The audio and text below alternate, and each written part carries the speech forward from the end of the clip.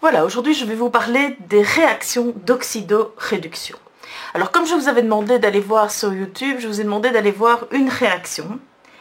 Il s'agit de la réaction du sulfate de cuivre et du fer. Alors dans les petits films que je vous ai demandé d'aller voir, le fer est soit sous forme d'un clou, soit sous forme de laine de fer. Alors après un petit temps, qu'observe-t-on? Sur le clou en fer se dépose on observe un dépôt. Donc, quelles sont les observations? On observe un dépôt rouge-orange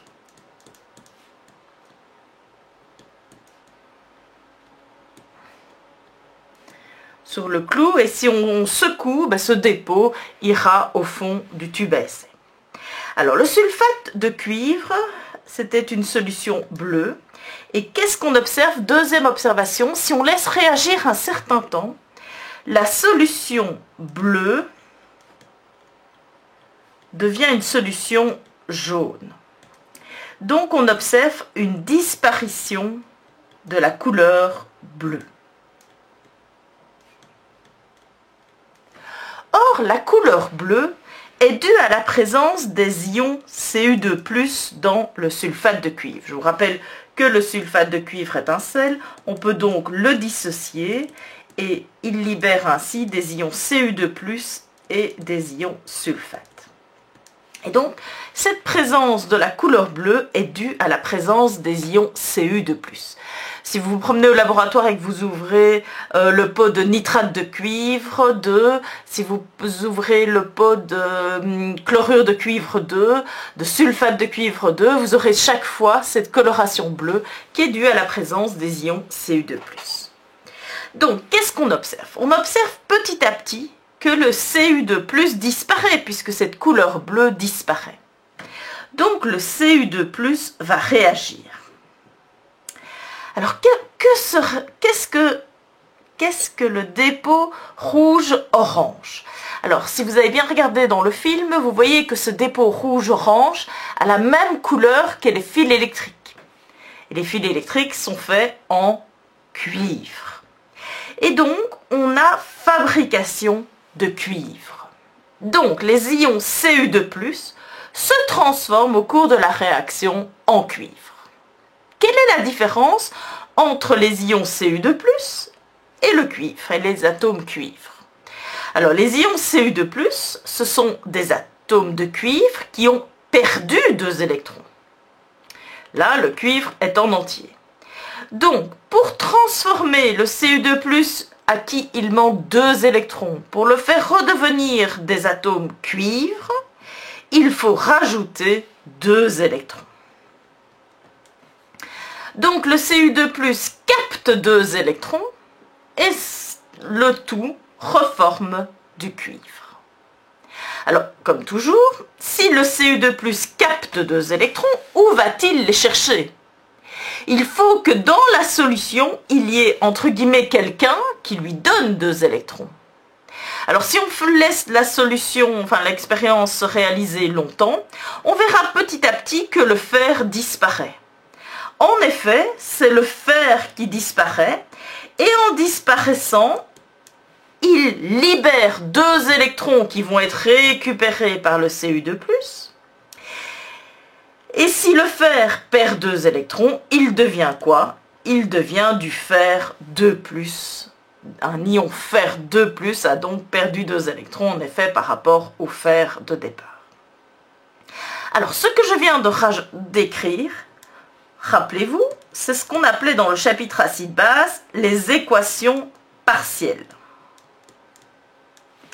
Alors, on trace une ligne et on peut écrire en dessous l'équation globale, en regroupant les réactifs des 2 équations partielles et de l'autre côté de la flèche, les produits. Je simplifie les électrons.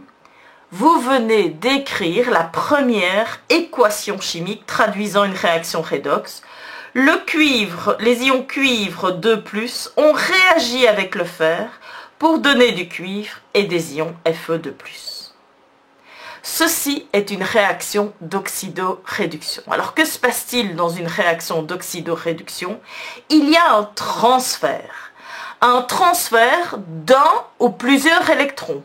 Dans ce cas-ci, 2 électrons. Alors, petit mot de vocabulaire. Le réactif qui va capter des électrons va s'appeler oxydant. O-X-Y-D-N-T. Ne vous trompez pas, hein, il ne s'écrit pas comme le contraire de l'Orient, hein, donc c'est avec un Y. Et le fer, qui lui est un réactif qui va perdre un ou plusieurs électrons, s'appelle un réducteur. Donc une réaction d'oxydoréduction aura lieu entre un réducteur qui va donner un ou plusieurs électrons à un oxydant qui lui va les capturer. Donc c'est bien une réaction de transfert d'électrons. Alors, les équations partielles, contrairement aux équations partielles dans le chapitre acide-base, portent des noms. Lorsque l'oxydant capte, comme vous le voyez ici, 2 électrons, ou un ou plusieurs électrons, on dit qu'il s'agit d'une réduction. Le réducteur qui, lui, va perdre un ou plusieurs électrons, on dit qu'il subit une oxydation. Donc, on a donné un nom aux équations partielles. La réduction est donc la réaction au cours de laquelle le réactif capte un ou plusieurs électrons. Et l'oxydation est la réaction au cours de laquelle le réactif perd un ou plusieurs électrons. Alors attention, ce n'est pas parce que les équations partielles portent des noms que l'une peut avoir lieu sans l'autre. Je m'explique. On ne sait pas avoir une réduction, donc le réactif ne peut pas capter des électrons s'il n'y a pas en même temps une oxydation, c'est-à-dire un réactif qui donne des électrons. Alors attention parce que dans la vie de tous les jours, quand vous croquez dans une pomme et que vous la déposez sur votre bureau, souvent dans la vie de tous les jours, on dit « Ah, la pomme devient brune, elle s'oxyde ». En effet, la pomme a subi une oxydation. Mais si la pomme a subi une oxydation, c'est que quelqu'un d'autre a subi une réduction, parce que l'une ne va pas sans l'autre. Et donc, qui est réduit lorsqu'une pomme est oxydée? Il s'agit évidemment du dioxygène qui se trouve dans l'air. Alors, il est possible aussi de faire la réaction suivante, de prendre du cuivre, et le cuivre peut se transformer en Cu2+ et libérer 2 électrons. Comme le cuivre est un réactif qui va perdre un ou plusieurs électrons, dans ce cas-ci 2 électrons, on l'appelle réducteur. Et là, vous voyez une petite similitude avec les réactions acide-base. En fait, le cuivre est aussi un réducteur. Donc, dans ma réaction précédente, l'oxydant Cu2+, quand il réagit, il devient du Cu, qui est aussi un réducteur. On dit que c'est son réducteur conjugué. Donc, quand un oxydant réagit, il devient un réducteur. On dit que c'est son réducteur conjugué. Lorsqu'un réducteur réagit, il devient un oxydant.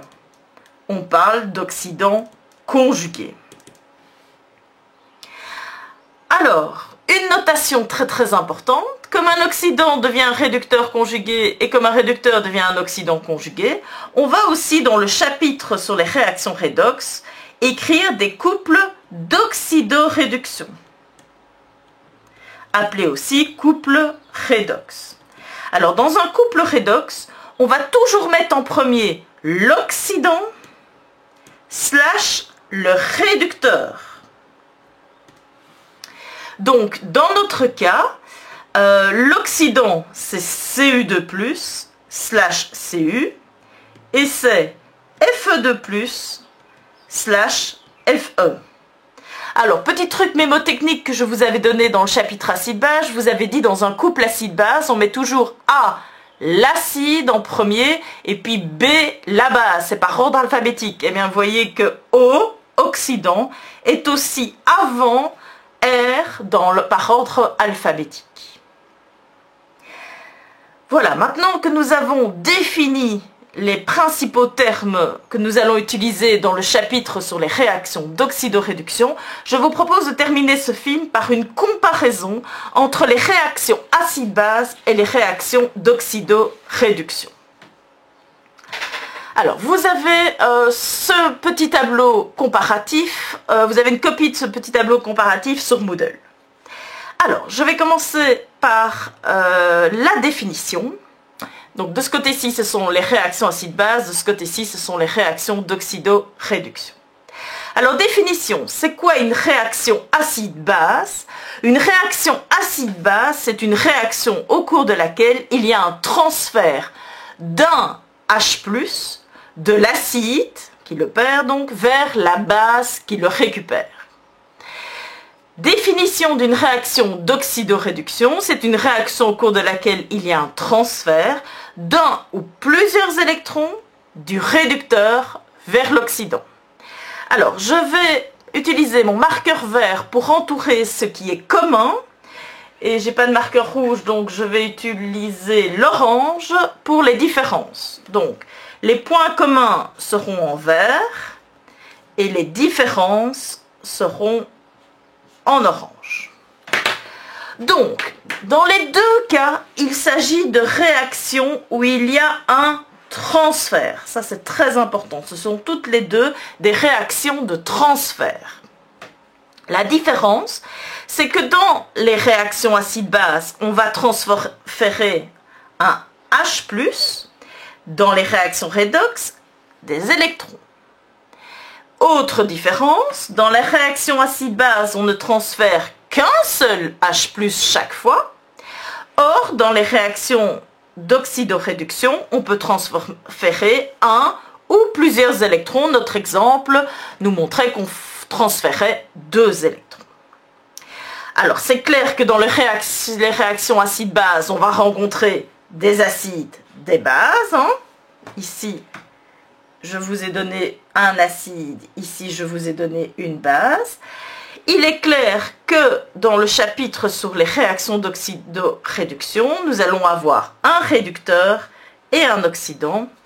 Le fer est le réducteur, Cu2+ est l'oxydant. Alors petit truc, comme l'oxydant, définition d'un oxydant, c'est toujours l'espèce qui capte les électrons, l'oxydant sera toujours écrit du côté des électrons, à côté des électrons. Ça peut vous aider. Alors, nous pouvons écrire les équations traduisant les réactions acide-base et les équations traduisant les réactions d'oxydoréduction par la même méthode. On écrit dans chaque cas les équations partielles, on tire une ligne et on écrit l'équation globale. Donc ça, c'est un point commun. La différence, c'est que dans le chapitre sur les réactions d'oxydoréduction, chaque équation partielle possède un nom. Une équation partielle va s'appeler oxydation lorsque le réactif va perdre un ou plusieurs électrons, et l'autre équation partielle s'appelle réduction quand le réactif capte un ou plusieurs électrons. Alors un outil qui va nous être très utile, mais uniquement dans le chapitre sur les réactions d'oxydoréduction, ce sont les nombres d'oxydation. Ce sera la matière de la semaine prochaine. Alors, une fois qu'on a écrit les équations, on peut écrire les couples acide-base. Alors on va rencontrer deux couples, donc dans une réaction acide-base, il y a deux couples qui vont intervenir. Dans une réaction d'oxydoréduction, il y a aussi deux couples qui vont intervenir. À part que, dans évidemment le chapitre acide-base, c'est des couples acide-base, et dans le chapitre d'oxydoréduction, ce sont des couples oxydant-réducteurs.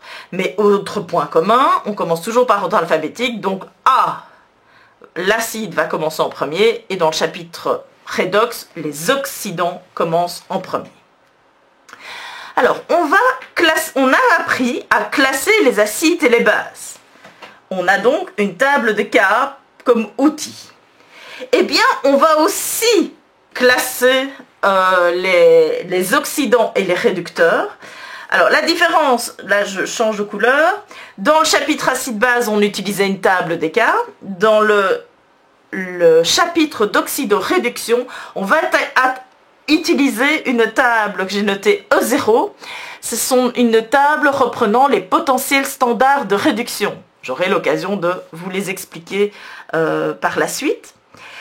Alors, dans ces deux tables, on présente les couples acide-base. Alors, l'acide le plus fort sera en haut à gauche, de même que l'oxydant le plus fort sera en haut à gauche. La base la plus forte sera en bas à droite, de même que le réducteur le plus fort sera en bas à droite. Dans les deux cas, que ce soit en utilisant les cas ou les potentiels de réduction, ces tables sont classées avec les valeurs décroissantes, c'est-à-dire on part des plus grandes valeurs vers les plus petites valeurs. Alors, une différence, c'est que nous allons observer trois types de réactions. Nous avons déjà observé trois types de réactions dans le chapitre acide-base. Les réactions complètes, les réactions impossibles, les réactions incomplètes. Alors comment faites-vous pour savoir si une réaction acide-base est complète, incomplète ou impossible? Petit rappel, on calcule le Kc. Comment est-ce qu'on calcule ce Kc? En prenant le K de l'acide qui se trouve dans les réactifs divisé par le K de l'acide qui se trouve dans les produits. Eh bien, dans le chapitre d'oxydoréduction, nous aurons l'occasion d'en parler, nous n'avons que deux types de réactions. On va rencontrer des réactions complètes ou des réactions impossibles.